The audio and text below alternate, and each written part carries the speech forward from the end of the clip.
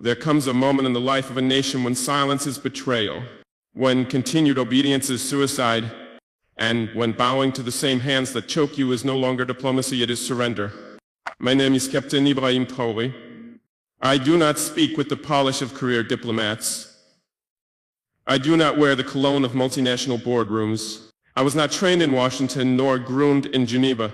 I speak from the battlefield where my people bleed and the soil remembers. I speak for a nation that has long been treated like a debtor's prison.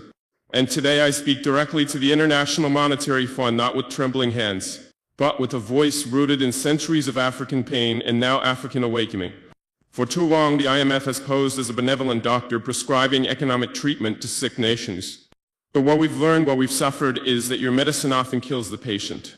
Your loans arrive with smiles, but they are poisoned arrows wrapped in contracts. You speak of stabilization, but you deliver strangulation. You speak of reform, but what you really mean is obedience to models built in foreign labs never meant for African soil. But we are not your laboratory. We are not your experiment. We are not pawns in your economic chess game.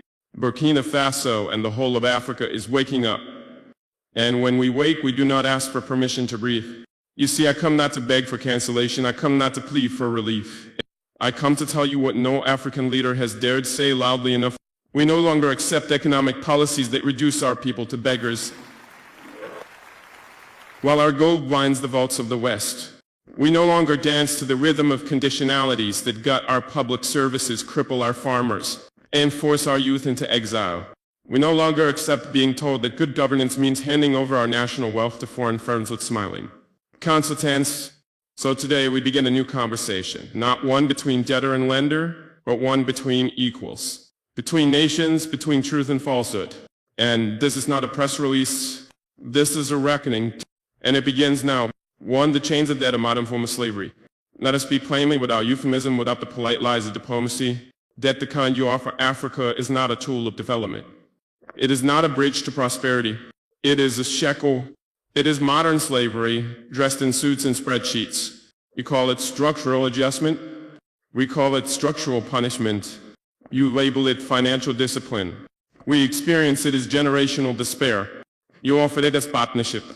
But when one partner profits while the other bleeds, it is not partnership, it is plunder. Let me ask you, how can a nation rich in gold, uranium, cobalt, and fertile land be poor?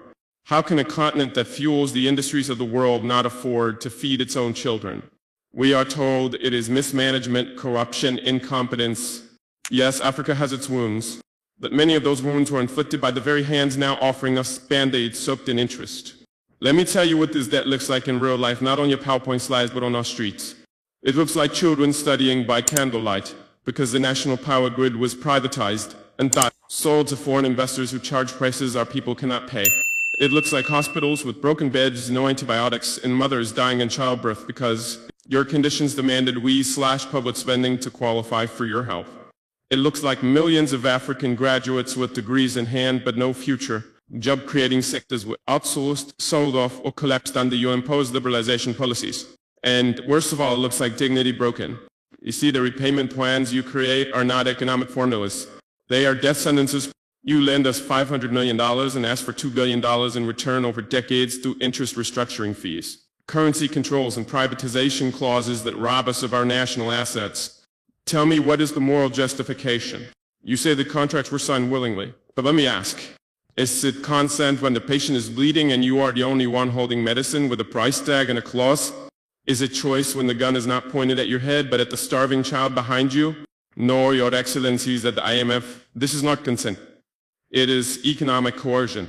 This is not development. It is domination. This is not globalization. It is neocolonialism in financial ropes. And we, the new generation of African leadership, are no longer blind. We are no longer grateful for crumbs from the tables our labor built. We are done applauding policies that hollow out our economies in the name of efficiency. We will no longer trade our sovereignty for loans that disappear into the hands of consultants, only to return as debt for our grandchildren. Let me be even more clear. Africa does not owe you. You owe Africa. You owe us for the gold taken on the colonial boots. You owe us for the minerals that power your smartphones while our villages remain in darkness.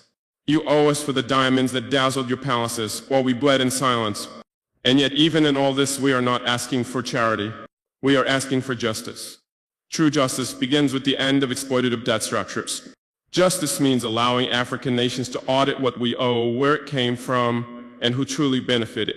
Justice means allowing us the dignity to chart our own financial futures, not as clients but as equals. And if this message feels uncomfortable, then good, because it is time the comfortable were confronted. 2. The puppet strings, how the IMF undermines African sovereignty. To speak of sovereignty in Africa today is to speak of a dream deferred, a continent of flags and anthems. Yes, but true freedom, that still hangs in question. They say we are independent, but independence without autonomy is illusion. And few institutions have done more to blur that line between self-rule and subjugation than the International Monetary Fund. You do not govern us, yet you draft our budgets. You do not vote in our elections, yet your approval determines whether our economies collapse or breathe. You claim neutrality, yet the ink of your influence runs deep in the laws we pass, the leaders we appoint, in the limits of our own ambition. This is not financial aid. This is political engineering. You arrive with briefcases and blueprints, not bombs, but the damage is often the same. Behind your technical language lies a silent weapon, conditionality. It begins politely: cut subsidies, liberalize your markets, devalue your currency. They say just recommendations, but what are recommendations when starvation is the price of refusal? What are suggestions when the next loan, the next breath depends on obedience? Let us not pretend. You have become the architects of our internal affairs. We were told structural adjustment would create efficiency. Instead, it created dependency. We were told austerity would eliminate corruption. Instead, it eliminated hope. We were told the free market would lift us. Instead, it lifted our wealth and flew it offshore. And when our people protest, when they rise in anger and hunger and the agony of unmet needs, you do not take responsibility. You step back claiming you are merely observers. But history is watching. Your hands are not clean. From Ghana to Zambia, from Senegal to Kenya, we have seen it play out the same. Leaders forced to privatize water only for foreign companies to raise prices beyond reach. Farmers undercut by cheap imports that kill local industries. Ministers told to cut spending on schools to balance the budget while foreign debt payments rise. And if we dare to resist, if we question your models or reject your prescriptions, we are blacklisted. Isolate, punished, our credit rating downgraded, our currencies attacked, our leaders vilified in international media as radical, unstable, or populist. But what is more radical than forcing a country to choose between feeding its people and ties, repaying loans it never benefited from? What is more unstable than a society where youth have no future, no jobs, and no faith in politics? Because their nation answers to banks before it answers to its people. Let us be honest. Your influence has too often been a veto on our dreams. You have become unelected governors of African policy. And yet we are not merely victims, we are rising. A new wind is blowing across this continent. We are reclaiming the right to govern ourselves and our languages for our people by our values. We will no longer accept debt that demands we cut essential services before asking the rich to pay taxes. We will no longer tolerate consultants writing our national strategies while our professors go unpaid. We will no longer bow to institutions that answer to shareholders, not citizens. To the IMF, I say this with clarity and calm. We will be sovereign, even if it means rejecting your loans. Even if it means slower growth, but growth that is ours. Even if it means pain for now, but freedom in the long run. Africa does not need masters, it needs partners. And if you cannot walk with us as equals, then step aside, because we are moving forward, and this time the strings are being cut. 3, a system designed to fail us. We were born into a system we did not build, a global order forged in the fires of empire with the spoils carved into contracts, laws, and institutions that still govern us today. When the colonizers left, they did not leave behind fairness. They left behind frameworks built to extract, not empower. You see, the problem is not just the IMF for it is the entire architecture, the rules of trade, finance, credit, and global power that are designed to keep Africa in second place. Designed not by God, not by nature, but by men. Powerful men who decided what value means and who deserves it. Let me ask a simple question. Why is it that we, the continent with 60% of the world's arable land, still import food? Why do we who sit atop gold, diamonds, oil, and lithium need foreign aid? Because the game was never fair. We were made exporters of raw materials, not builders of industries. We were assigned roles in the global economy like actors in a tragic play. You grow and they process, you extract, they manufacture, you borrow, etc. They lend, and every time we try to rewrite the script, the penalties follow. Credit agencies slash our ratings. Multinational lobbies threaten sanctions. Tech giants pull out investments, and their media calls us unstable. But what is more unstable than a world where a continent of 1.4 billion people contributes the least to climate change, suffers the most? What is more irrational than a system where cocoa farmers in Cité d'Ivoire who feed the world's sweet tooth cannot afford chocolate? What is more unjust than countries who were once colonizers now lecturing us about governance, while sheltering the stolen wealth of African elites in their banks? And yet they call this order a meritocracy. They say work harder. They say be more transparent. They say attract investment, but what they don't say is this. The scoreboard was rigged from the beginning. The rules were never neutral, and the referees, the WTO, the World Bank, the IMF, serve the same teams who have always won. Let me give you an example. When we attempt to support local farmers with subsidies, we are told this distorts the market. Yet the US and Europe spend hundreds of billions on their own farmers every year and call it protection. When we try to build state industries to create jobs, we are told this is inefficient. Yet their richest corporations were born from state-funded innovation from NASA, from war, contracts, from public research. When we push back on exploitative mining contracts, they say we are hostile to business. But isn't it more hostile to extract $100 worth of resources and leave behind $3 worth of schools? Africa is not asking for pity. We are demanding fairness, not charity justice, not handouts equal footing. We are the youngest continent on Earth. And yet the global economy treats us like we have nothing to offer but our labor and our land. But our value is not in what lies beneath our soil. It is in our people, our quota, all minds. They said the system works. We say for whom? It is time we stop playing by rules written without us and start rewriting them in our image. We do not seek to burn bridges, but we will not walk across those that lead only to more chains. So hear this clearly. We are not broken. The system is, and if it will not change willingly, then we, the children of Sankara, Nkrumah, Lumumba, Mbiko was ended ourselves. Because we did not come this far just to survive. We came to thrive. And we will no longer wait for permission to do so. Or a new path sovereignty through self-reliance. Now that we have named the injustice, let us speak of rebirth. Africa does not need to beg for inclusion. Africa does not need another savior, another lecture, another conditional loan. What we need is a new path, one carved by our own hands, guided by our own vision and rooted in our own values. Self-reliance is not isolation. It is not arrogance. It is the reclamation of dignity, of choosing to stand on our own feet even when the ground beneath us trembles. Let me be clear. We are not rejecting partnership, but we are redefining its terms. For too long, partnership has meant dependence. It has meant waiting for approvals, for grants, for loans, while our people starve and our youth flee across the seas. This is not partnership, this is bondage with a friendly smile. So we must build differently. And it starts with 5 principles. 1, feed ourselves first. No nation is truly sovereign if it cannot feed its people. How can we speak of independence when a drought in another land dictates the price of bread in ours? We must invest in agriculture, not as a tool of survival, but as a pillar of power.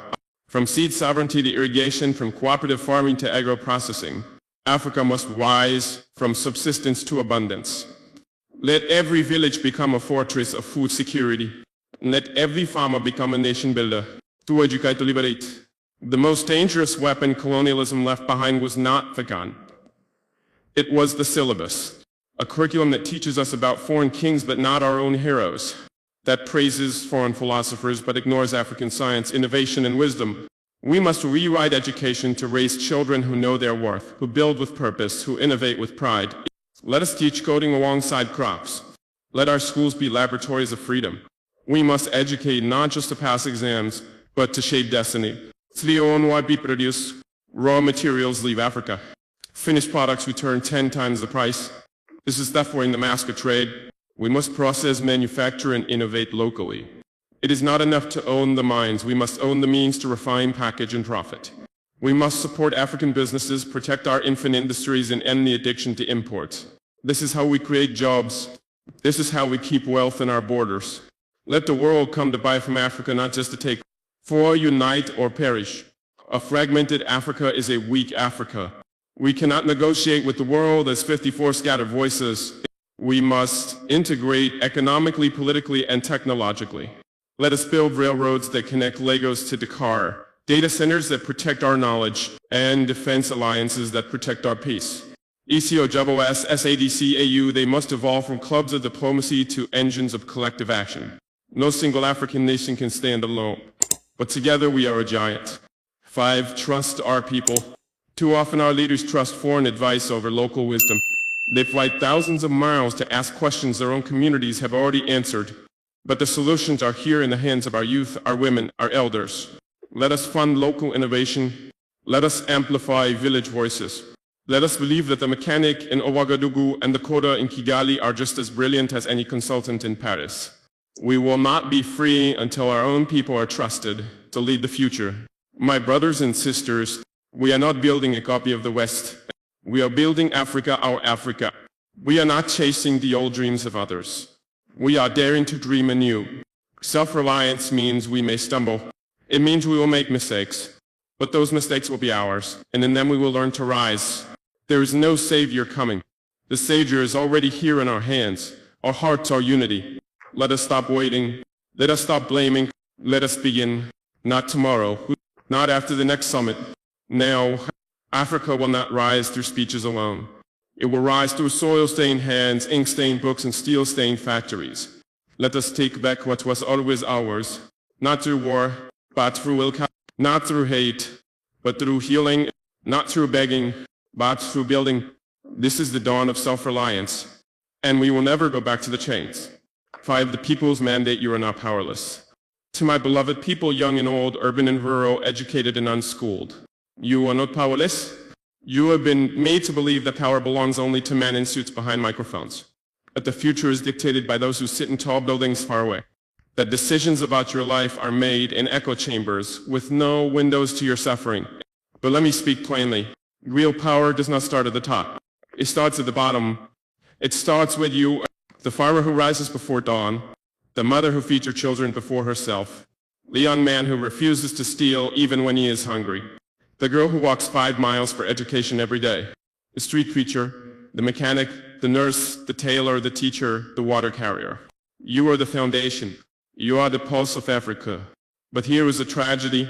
You have been taught to wait, to hope that change will come from someone else, to clap when crumbs are thrown at your feet, to fear questioning authority, even when that authority fails to protect you. This mindset must end. We must tear down this invisible wall, the one that separates the leaders from the people, the informed from the unheard, the elites from the everyday heroes. Because true leadership does not rule, it serves, and service without accountability is tyranny in disguise. Why the system prefers you powerless. The international institutions we challenge today, the IMF, the World Bank, and others, they don't just seek to control governments. They rely on your silence. They thrive when you are too exhausted to resist, when you're too distracted by survival to organize, when you are taught that politics is dirty and not your concern. But understand this, every price hike, every failed hospital, every land grab, these are political decisions. And by not engaging, by not questioning, we become complicit in our own oppression. But once the people awaken, the tide shifts. Once the youth refuse to be silenced, once the mothers speak truth to power, once the elders remember the strength of their voice, no IMF loan, no dictator, no puppet regime can stand. From protest to participation, revolution is not always a fiery explosion. Sometimes it is quiet. It happens when a young person registers to vote, when a market woman refuses to pay a bribe, when neighbors gather to fix a broken road without waiting for the government. This is your mandate, not just to resist, but to rebuild. And to do this, we must reclaim 5 sacred rights. The right to question is ask why, ask how, demand clarity. Whether it's a village chief or a president, authority must answer to you. The right to organize, join hands, create unions, form cooperatives. Stand not as individuals, but as a united voice. The right to information, know who owns your land, know where your taxes go. Knowledge is power, and it is your right. The right to refuse injustice, refuse manipulation, refuse to be a pawn. Resistance is your sacred inheritance. The right to dream. Dream not just of escape, but of change. Envision the Africa your children deserve and begin building it today. This is not just a fight for governments. Yes, leadership matters. Yes, corruption must be purged. Yes, puppet regimes must fall. But a just Africa cannot rise on political will alone. It needs a people awaken, a people who refuse to settle, a people who will no longer be ruled by fear but led by conviction.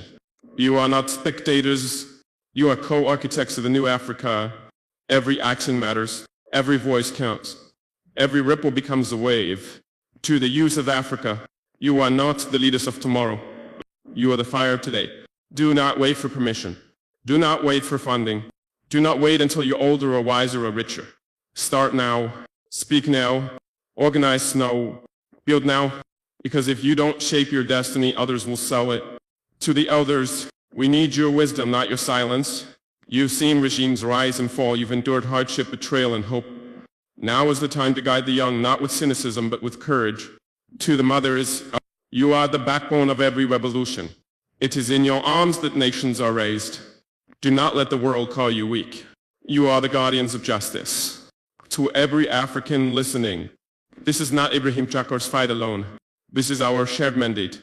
To demand truth, to reject fear, to build a continent that finally honors the dignity of its people. Power is not something given. It is something realized. And today you must realize you are not powerless. Seek a reckoning, the fear is your awakening. My beloved sons and daughters of Africa, by now you must understand, we are not in a battle of guns. We are in a battle of narratives, control, and fear. The institutions that chain us, whether called the IMF, the World Bank, or the silent elite who never show, their faces are not afraid of our armies. They're afraid of our awakening. Because an awakened African is a dangerous thing. The game they played so well. For decades, they told the world that Africa was the problem, that we are corrupted, that we are incapable of governance, that we are dependent, primitive, and always needing help. They told us these lies so many times that we began to believe them ourselves. So we begged, we borrowed, we bowed. But in doing so, we forgot who we are. We forgot that Africa is the cradle of civilization, that it was here under our skis that the stars were first read, that it was our ancestors who taught the world about medicine, astronomy, farming, and spirituality. We forgot that before there was an IMF, there was Timbuktu. Before there was colonial aid, there were kingdoms with universities, armies, trade routes, and governance systems that spanned continents. We were not poor, we were made porous. What they fear most, let me tell you the truth, they will never publish in any global newspaper. Their power depends on your ignorance. Their comfort depends on your silence. Their wealth depends on your exploitation. So when you begin to read, they panic. When you organize, they tremble. When you unify across borders, they conspire. Why? Because a generation of Africans who know the game, who see beyond the aid packages and debt traps, who refuse to sell their futures for short-term illusions. Such a generation is unstoppable. They fear not your rage, but your clarity. They fear not your weapons, but your wisdom. They fear not your protest, but your purpose. The awakening has begun. Look around, you feel it in your bones. There is a stirring in our villages, a fire in our cities, a hunger in our youth that no IMF policy can extinguish. From Burkina Faso to Mali, from Niger to Uganda, from South Africa to Ethiopia, the veil is lifting. The spell is breaking. This is not just a political shift. It is spiritual. It is ancestral. It is prophetic. You are not just living through a revolution. You are the revolution, the reckoning on. For years they have extracted from us with impunity gold, oil, diamonds, cocoa, bauxite, uranium, and yet we remain the poorest continent in the world. No, this is not chance. It is by design. Well, here's what they didn't expect. That we would wake up, that our people would begin to connect the dots, that we would call out the lies, that we would dare to confront them not with hate but with truth. And truth is the most dangerous weapon of all. This reckoning is not about revenge. It is about justice. It is about restoration. It is about dignity. It is about telling the world, we are not your territories. We are your creditors. And it's time to settle the account. The shift cannot be reversed. You see, once people see the bars of their cage, they no longer mistake it for freedom. Once people taste sovereignty, they no longer beg for scraps. And once people remember who they are, they become ungovernable by lies. So yes, expect pushback, expect propaganda, expect infiltration, expect threats, because when an empire begins to lose control, it will do anything to maintain the illusion. But their fear is not your signal to retreat. It is your confirmation you are doing something right. This is your time. Africa, this is your moment. Not next year, not after the next election. Now, what is, you don't need permission, you need purpose. You don't need saviors, you need strategy. You don't need pity. You need power. the kind that is rooted in unity, history, and unwavering truth. Let every African leader know, if they do not serve the people will rise. Let every foreign investor know, if they come to exploit, they will be exposed. And let every African youth know, your time has come. You are the nightmare of those who built empires off our silence. You are the dream of your ancestors finally awake. You are the warning and the prophecy fulfilled. The chains are breaking, the masks are falling. The reckoning is here, and their fear is seen. It is your awakening. We have entered the age of African reckoning. To every young African listening to the sound of my voice, to every elder who kept the truth alive in whispered stories, to every mother who prays over empty plates with unshaken hope, to every child who walks barefoot through dusty roads, dreaming of something greater. Hear me clearly now. The age of African reckoning has begun. Not with violence, not with hatred, but with truth, with clarity, with resolve forged in the fire of centuries of injustice. We are not begging anymore. We are not negotiating for scraps from colonial tables. We are building our own table from African wood, carved by African hands, for African generations. From silence to thunder. For too long our cries were ignored. Our pain was politicized, our suffering monetized, our silence weaponized against us. But now we speak not with bitterness but with boldness, not to seek pity but to demand justice. They thought we were buried, but they forgot we are seeds. Let the world hear this. Africa is not waiting to be saved. Africa is rising to save itself. We are uniting across borders drawn by foreign hands. We are building systems that serve the people, not puppets. We are reclaiming our narratives, our currencies, our futures. Let the world hear this declaration echo through every institution built to contain us. We are awake and we are coming for everything that was stolen. To the youth, you are the architects. You, the youth of Africa. You are not lost, you are not too late, you are not forgotten. You are the architects of a continent reborn. You are not just the leaders of tomorrow. You are the liberators of today. Your weapon is your mind. Your shield is your history. Your compass is your conscience. And your mission on to reclaim, rebuild, and restore the African soul. A new covenant with the people. From this day forward, let no leader speak in the name of Africa if he bows to foreign masters. Let no contract be signed that sells the future for a foreign loan. Let no flag wave in celebration if the people beneath it are starving. We declare a new covenant between the land and the people, between the past and the future, between the seen and the unseen. We will honor our ancestors by refusing to repeat their captivity. We will bless our descendants by ensuring they are born into dignity, not debt. This is our sacred duty. This moment, this reckoning is not about me. It is not about a single government, a single speech, or a single protest. It is about a spiritual awakening, an ancestral uprising, a generational fire that cannot be extinguished by fear or foreign hands. So let it be written in the hearts of all Africans. We will rise not as victims, but as visionaries. We will forgive, but we will never forget. We will extend our hands in peace, but we will not bow in submission. Africa, remember who you are. You are the drumbeat of the earth. You are the sun before time. You are the womb of humanity. You are the whisper of the ancestors. You are the road of tomorrow. Africa, remember who you are. Let the lions awaken. Let the river sing. Let the soil rejoice. For we are no longer lost, and we are no longer divided. We are no longer asleep. And so I declare, as a son of the soil, as a servant of the people, as a voice among millions, I declare before God and history, Africa shall rise. Africa shall heal. Africa shall reign not in conquest, but in conscience. Not in revenge, but in restoration. Not by force, but by the unstoppable power of a people who have remembered their name. May the ancestors watch with pride. May the children walk with hope. And may the world bear witness to the rebirth of a continent. So help us God.